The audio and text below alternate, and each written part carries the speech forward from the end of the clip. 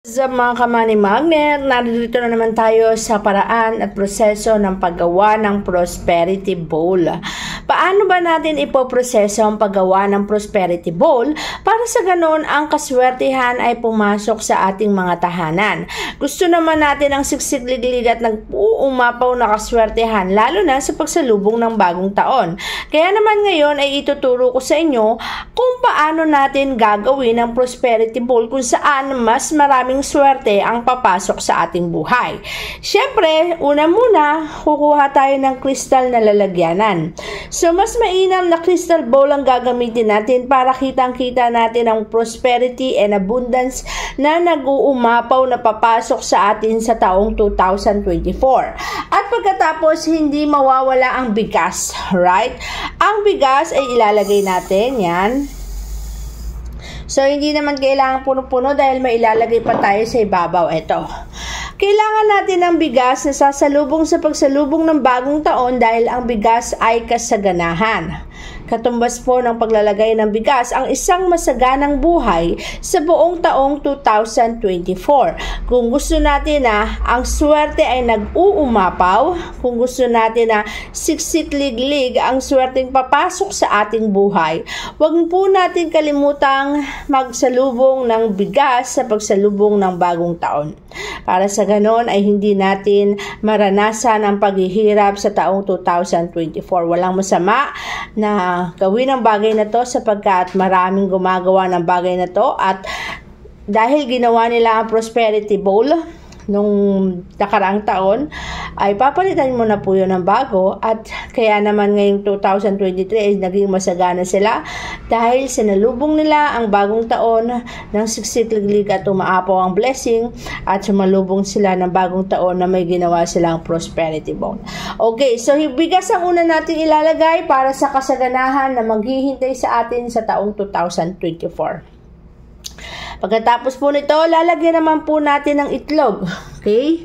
Para saan naman po ang itlog na to? Meron po tayong 12 pieces na egg para naman po ito sa prosperity and abundance na mararanasan natin sa 12 buwan sa isang taon. So, bawat egg ay nagre-representa ng buwan sa isang taon.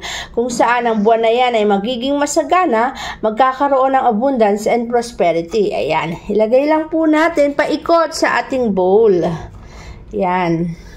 So, kailangan natin nagkakaroon ng masaganang buhay sa bawat buwan. Ang itlog ay nagre-representa ng buwan sa isang taon. Ayan. So, mas maganda, maglagay tayo ng egg. 12 pieces po, ha. Yung egg na ilalagay po natin ay hindi luto. Okay? Hindi po ito luto, hindi nilaga, basta egg lang po siya. Hindi po siya niluto. Ayan. Ayan po.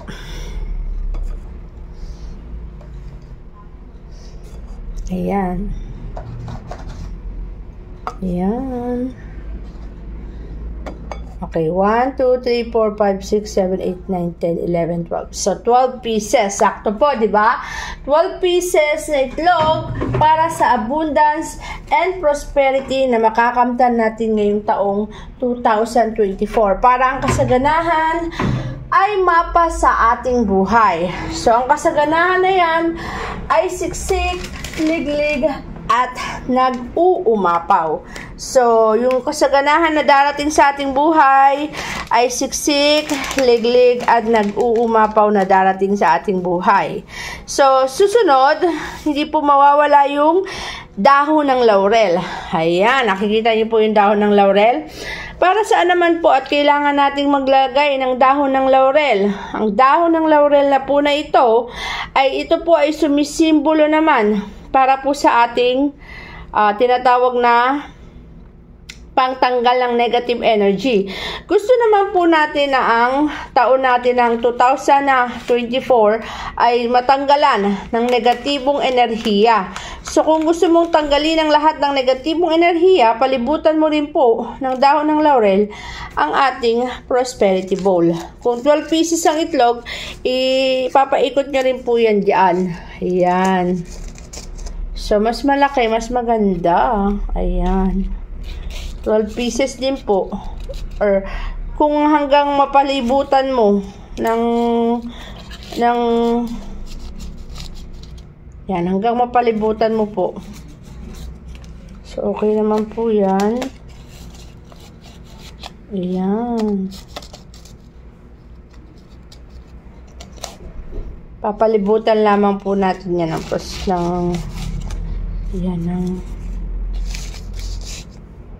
ng ating dahon ng laurel, ang ating ginawa. Okay? So, bakit po ba may dahon ng laurel? Para po ito sa pangtanggal ng negative energy. Huwag po natin papasukin sa ating tahanan ng mga negatibong enerhiya, lalo na ngayong 2024. Gusto po natin ang papasok sa ating tahanan ay siksik-liglig at nag-uumapaw na swerte. Labanan po natin ang mga negative energy. Paano po natin malalabanan? Sa pamamagitan po ng paglalagay po natin ng dahon ng laurel. Okay? So, pag may mga dahon ng laurel po itong nakapalibot dito, so, ang pasok po ng 2024 sa atin ay masagana at wala pong mga negative energy. Ang negative energy po kasi ay nagpapahirap po sa atin yan. Kapag sobrang daming negative energy sa tahanan natin, nagiging mahirap po ang daloy ng kaswertihan sa atin. Kaya naman po, gawin po natin to. Para naman po ang dumaloy sa atin ay siksik-liglig at nag-uumapaw na swerte. Ayan. So, meron na po tayong nakapalibot na dahon ng laurel. Okay. So, ayan na po yung ating prosperity bowl. Pero hindi pa po dyan natatapos ang lahat. Siyempre, kung merong dahon ng laurel, meron din tayong golden foil. Okay? Napakaswerte po kasi ng golden foil na to. Lalo na yung kulay nito, isa po sa maswerteng kulay ngayong taon ay ang golden yellow. So, magpapasok pa po to ng kaswertehan sa atin dahil nga po, golden yellow po ang kulay nito. Naintindihan po natin yon. So, dahil sa golden yellow na yan, na mag-a-attract na mas maraming blessing, kumuha po tayo ng 8 pieces ng golden foil. So, yung mga magtatanong kung saan po ito mabibili, click nyo lang po yung link sa mga video ko ng golden foil. Sa reels natin, may mga video ng golden foil. May mga link po doon. Pwede po sa TikTok, Shopee, Lazada, o kahit saan po. Nandoon po lahat ng link. I-click nyo lang po. So, mga video natin ng reel about golden foil.